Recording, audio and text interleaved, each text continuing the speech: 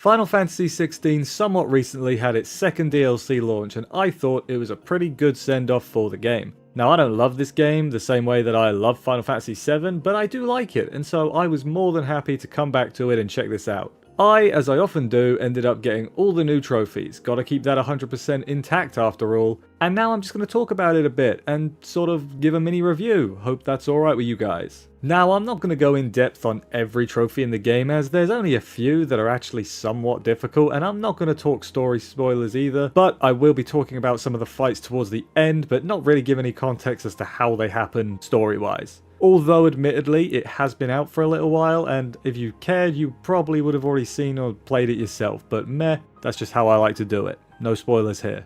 Now, I managed to get all the trophies within 10 hours, but honestly, that's really highballing it, as I'm pretty sure I left the console on while doing something else. Honestly, forgot if I did or not, but it does sound like something that I would do. Now, I started the DLC right in on Final Fantasy difficulty because personally, I had no trouble with it, as the game still lets you do the slowdown dodge charm thing. I don't remember what it's called. So I thought, well, how much harder could this possibly be? This is called foreshadowing. However, for the most part though, I was correct. I was getting through the story, no problem really, doing the side quests as they became available. I believe there's 11 total, even though the trophy only needs 10. Why? Just make it so that you need to do all the new side quests. That makes more sense to me personally. I did them all anyway because I paid good money for this DLC and I'm gonna do all the content I'm given. Surely, that just makes sense. I may be a trophy hunter, but I'm not that fixated on only doing what the trophies say. A few of these side quests actually are only available after doing the main story of the DLC, but it would be weird if I talked about the side quest, then I go back to the main story and then back to side quest again.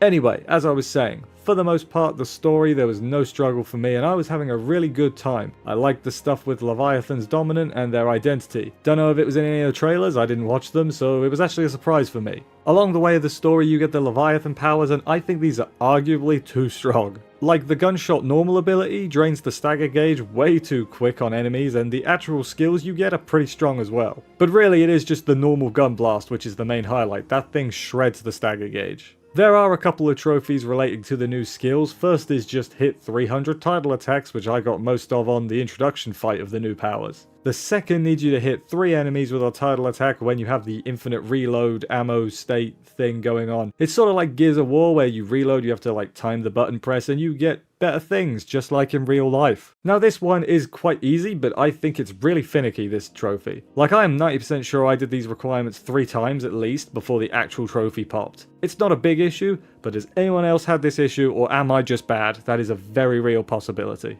Now, I'm not going to go through every fight in the DLC, but I do want to mention the last 2 as they're probably the most exciting. First off, you have this armored knight dude, the timekeeper. No, not someone who keeps track of how long your sports match is going, no. He's a big guy with a big sword, and he will shove it where the sun don't shine if you are not careful. I think this is the best boss in the DLC. It might not have the over-the-top action of the fight we'll get to in a minute, but that fight has a lot of things that I am personally not a fan of. And we might as well move on to the final boss of the DLC right now. It's Leviathan. If you didn't know it was Leviathan, you need to use your context clues better. That's not on me. Now, for the most part, this boss is actually pretty fun, but there is one part in particular that is very not cool. And if you fought this guy, you probably know where I'm going with this. So there's this part about halfway, I'm going to say, into the fight where Leviathan puts up a shield and charges Tsunami. You need to break this shield within a certain time, and I don't know how long that time is. Otherwise, it is an instant loss. Now, the whole setup to this isn't the problem at all. It's more the fact that this is an incredibly tight amount of time. Basically, if you get hit in this part, you may as well take the L and try again. My advice, I guess, would be to use Spitfire pretty much as soon as it's available and make sure you're charging Brimstone properly. Also, I was doing this full combo, which is square, triangle, square, triangle, square, triangle, triangle. I know that this probably won't help anyone at this point, it's been a little while, but I saw some people complaining online and I also struggled with it. It took me like 10 tries, which I think is quite a lot for me personally. Now, thankfully though, the checkpoints are pretty good throughout this whole fight, with one of course being at the start of this section and one right after it as well. It's like they knew this was a pain,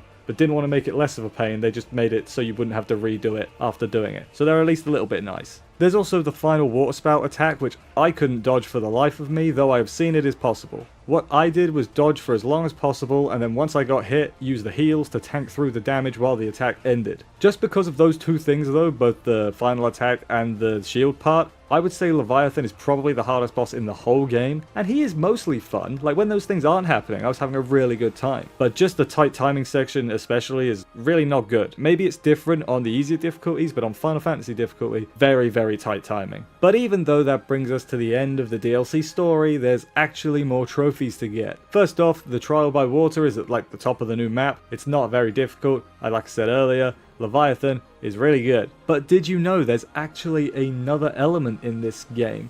No idea if this was revealed in trailers or promotional stuff, but I didn't know about it, so after coming back to the hideaway, you talk to the big rock, and then you get some Ultima abilities. Now, I would have thought this would have been a really overpowered set of abilities, and maybe they are, but I'm going to be honest with you, I did not get on with these abilities for the tutorial fight with them, and I just sort of ignored it for the short time I had left playing. Well, technically you actually have to max out the skills for another trophy. I thought I'd have to grind out some more points, which I didn't want to do, but I think I just reset Garuda and then maxed out Ultima, and also Leviathan was maxed as well. The last trophy left was for clearing the Kairos Gate, which is a series of 20 mostly 3-round battles with some modifiers in between, like more attack or more health and so on. Now, I think this is the rarest of the new trophies, and I do get why. 20 battles straight, including some rematches with some of the bosses, is not an easy task. It took me a few tries, and in terms of advice, just make use of Leviathan. He's really, really good. The standard shot obliterates the stagger gauge very quickly. Combine this with the dodge slowdown thing and all the defensive buffs, and it should not be too bad.